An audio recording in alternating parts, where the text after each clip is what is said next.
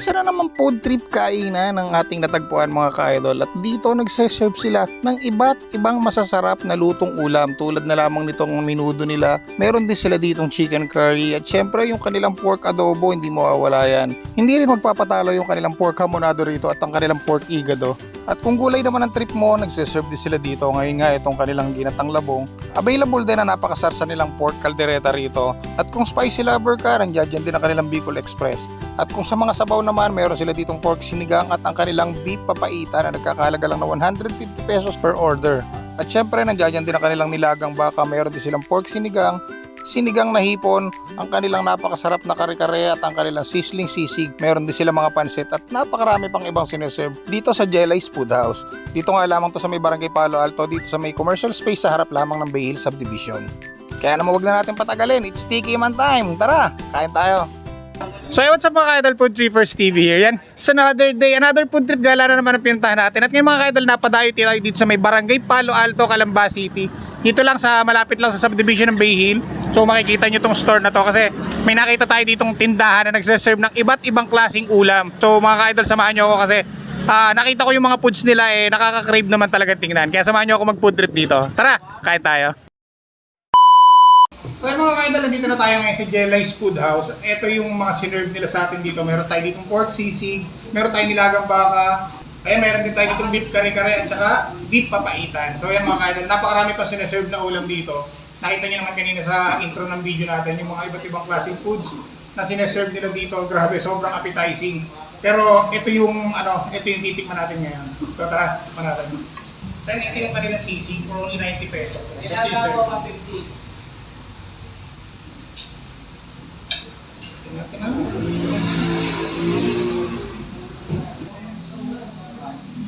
Yes.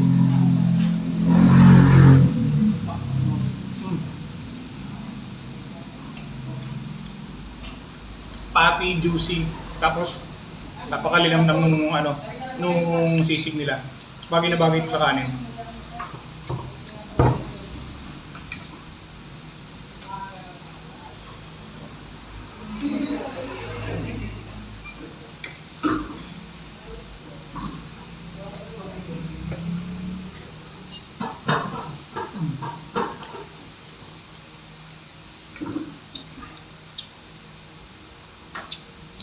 Wow, 90 pesos sisig, hindi na talo dun. Tapos pwede ka rin order dito sa labas nila, pwede ka mag-drive-thru ng take-out. Tapos ngayong araw na to, opening day na rin ng kanilang La Guerta branch sa may harap lang ng Casa La Guerta. Doon naman wala silang dining area, puro drive-thru lang doon, puro take-out lang doon. Good yung sisig nila. Tapos try natin itong isa sa favorite ko. Yan, itong kanilang big papaitan. Yan, mga siya, mga laman loob.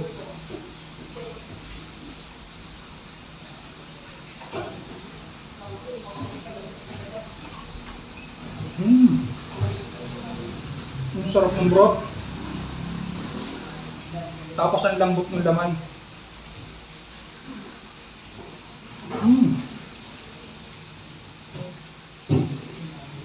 Wow.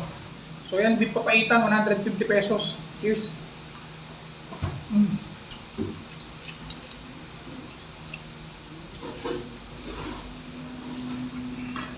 Try natin itong kanilang beef kare-kare. Itong beef kare-kare nila 180 pesos.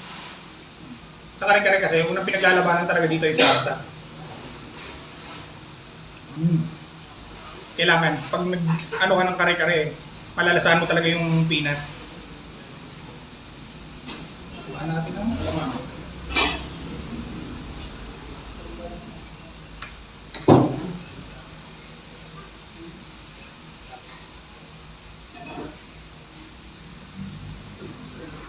Cheers.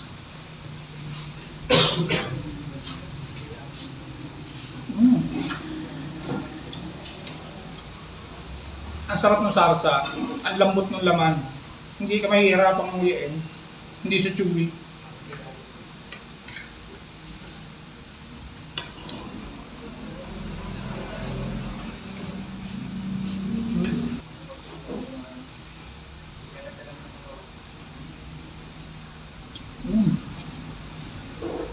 Sobrang lambot ng laman. Natutunaw na sa bibig mo yung laman ng kare-kare nila. Gusto kare-kare nila. Okay. So for pinali natin, itong kanilang nilagang baka for only 150 pesos. Yan.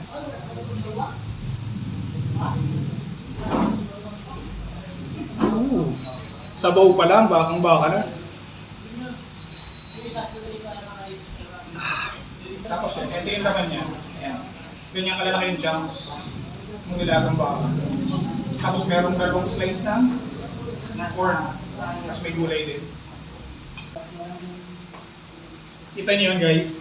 Kita niyo kung gaano kalambot yung karne ng kanilang nung kanilang nilaga.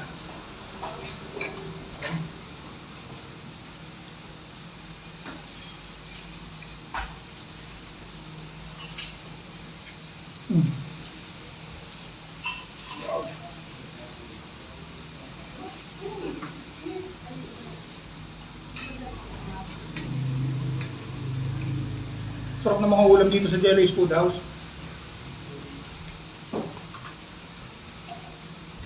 Tapos yung mga lutong ulam nila na naka-display sa labas, so yung mga gulay nila is 40 pesos lang.